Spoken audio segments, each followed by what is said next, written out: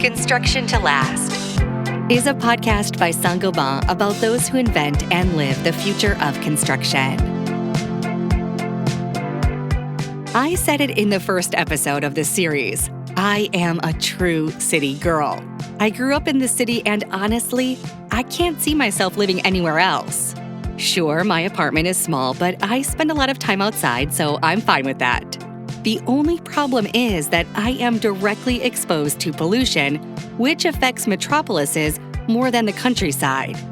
Cities must reinvent themselves to meet these challenges and promote the well-being of their inhabitants.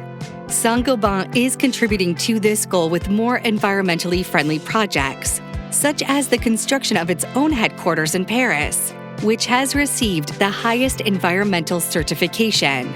But beyond buildings alone, reinventing the city means rethinking the entire territory to take into account the needs of residents and their long-term well-being. Claire Dussart, an engineer and urban planner specializing in sustainable urban development and construction, does just that. After specializing in landscape engineering, she completed her technical knowledge with a second master's in urban planning in the United States.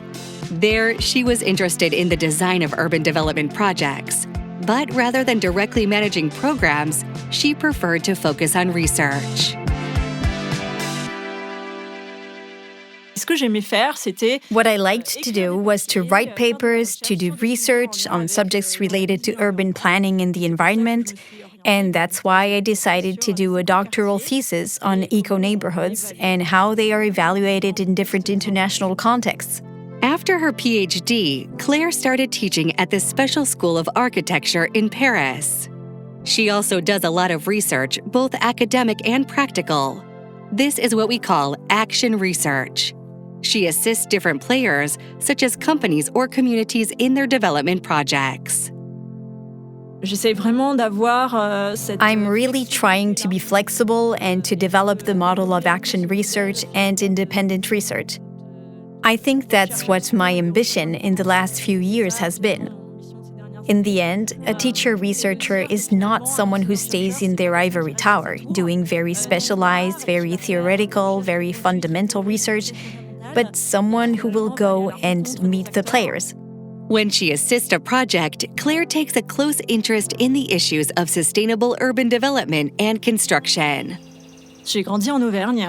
I grew up in Auvergne, in a small village called Le Carré, south of Clermont-Ferrand, and where my neighbors were fields and the view on the Puy de Dôme. I was always quite attracted by the environment because of where I grew up, I think. And then I had to move from my native Auvergne to the city, and I realized that nature in the city is quite important. For the young researcher, cities must significantly reduce their carbon emissions to fight global warming. But she remains pragmatic. These changes take time, and that's normal. 2 years ago, France adopted the RE 2020, an ambitious environmental regulation for the construction industry. It imposes new standards on the use of bio-based materials and the energy consumption of new buildings. And in the end, when I spoke to some professionals, they told me, yes, all right, regulations are necessary. It helps professionals improve their construction practices. On the other hand, at the end of a world pandemic and during the conflict in Ukraine with Russia, and when steel and aluminium have increased by 40%, it is not necessarily easy to pass environmental rules in this political and economic context. So this is also the challenge we have to take up. Yes, we have to ensure that we build sustainably. But at the same time, we have to take into account the constraints over which we have very little control. Claire has learned to take these constraints into account in her work with clients. In particular, she helped a real estate developer with the construction of a multi-family housing in Melun, Île-de-France region. At the beginning, the client said, we want to build collective housing in a more environmentally friendly way. So we need assistance on the subject. What dimensions can we work on? So I oriented them more towards environmental and social dimensions. Claire has developed a series of indicators, notably on energy consumption, water management, biodiversity, and waste. Donc, je suis arrivée avec mes 100 indicateurs. I presented my initial 100 indicators, and the client said, yes, all right, but it might be a lot, and we have financial and technical constraints. For this indicator, we don't have control over the costs, and for this one, our usual service providers, our architect, don't know how to do it. And then we have to start negotiating and see to what extent we can push this player to have very ecological approaches. So Claire engaged in discussion with the developer to see what they could do right away, such as using bio-based solutions and what they could implement in the longer term. She was able to put her theoretical knowledge to work on a concrete project.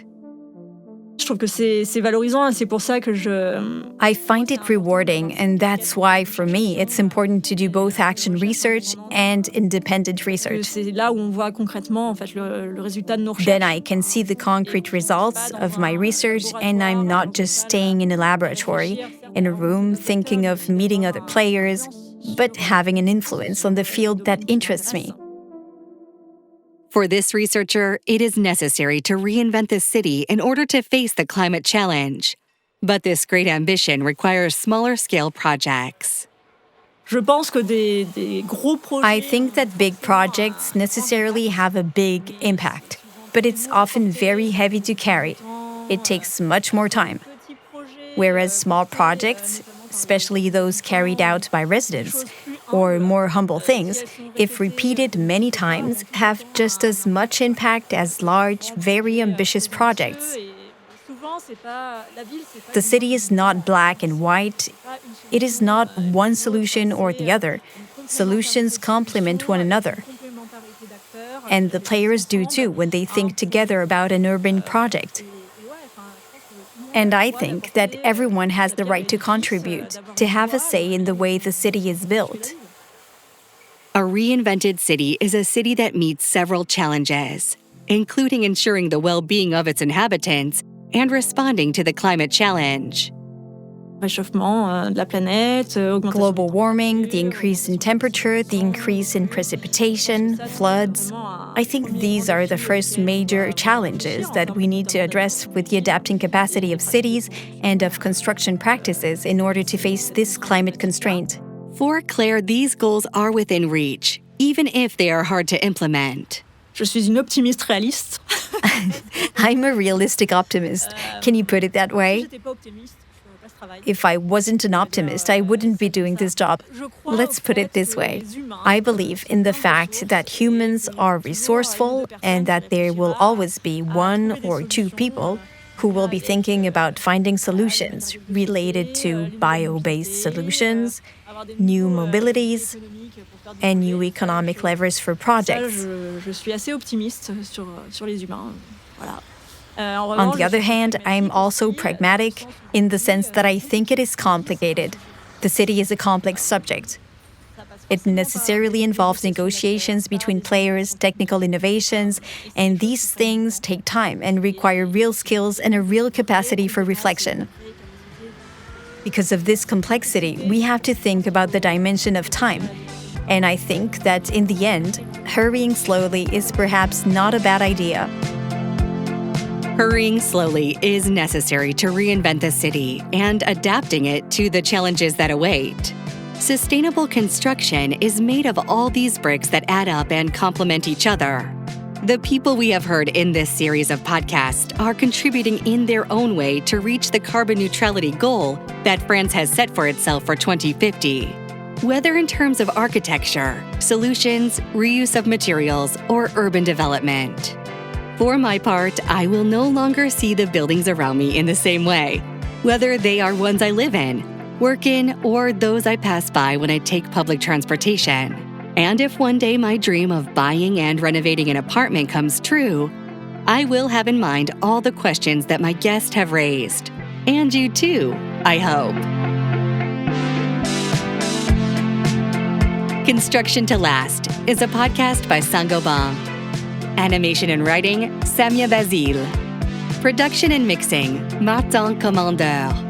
Coordination, Bartholomew Bell and Kevin Vergobi.